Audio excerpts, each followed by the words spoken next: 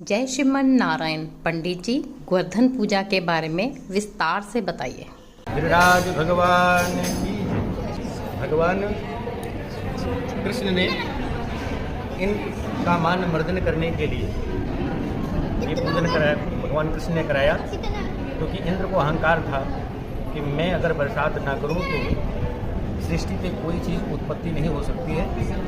भगवान ने उनके मान को, उनके अहंकार को खत्म करने के लिए सभी वालों को, ब्रजवासियों को एकत्रित करके और कहा कि आपने कभी इंद्र भगवान को देखा है?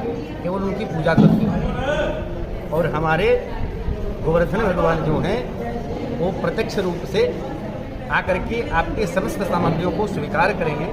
गिरिराज भगवान का दर्शन भी होगा और आपको पूजा में आनंद आएगा। इस प्रकार से भगवान ने एक स्वरूप में गोवर्धन भगवान बन जाते हैं, गिरिराज भगवान बन जाते हैं और एक स्वरूप में सभी ब्रजवासियों को ले जा करके भगवान की पूजा करते हैं। पूजा करने के बाद में 56 प्रकार के भोग लगाया जाता है और सभी ब्रजवासी बड़े हर्षोल्लास के साथ में भाव विभोर होकर के पूजन करते हैं। भगवान भोलेनाथ वहाँ पर आ जाते हैं और उस 56 के भोग में अपना प्रभाव डाल देते हैं।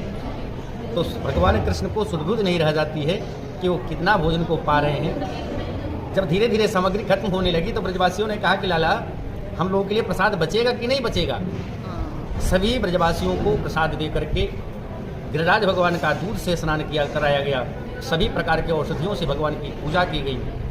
पूजा करने के बाद ये ब्रजवासी आते हैं तो इंद्र अहंकार में चूर्ण होकर के बड़े बड़े मेघों को आदेश देते हैं कि इतना बरसात करो कि पूरा ब्रजमंडल बह जाए। लेकिन भगवान की माया अपने चक्र सुदर्शन को आदेश देते हैं कि चारों तरफ आप मेढ़ बना करके खड़े बन जाओ और गिरिराज भगवान को कनिष्ठिका उंगली पर धारण करके सभी ब्रजवासियों की रक्षा करते हैं। इंद्र देवता 7 दिन तक लगातार बरसात करते हैं और जब ब्रजवासियों को कुछ नहीं होता है तब इंद्र के अहंकार चूर्ण हो जाता है। इंद्र का अहंकार और कामधेनु गाय लेकर के आते हैं, भगवान कृष्ण की पूजा करते हैं। कहते हैं, दीनबंधु हे करुणा सागर, आपके माया को कोई नहीं जान सकता।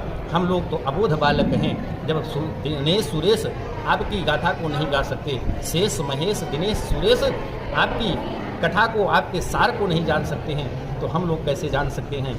भगवान ने इंद्र के ऊपर कृपा की और सभी ब्रजवासियों को कृपा करके हर्षोल्लास के साथ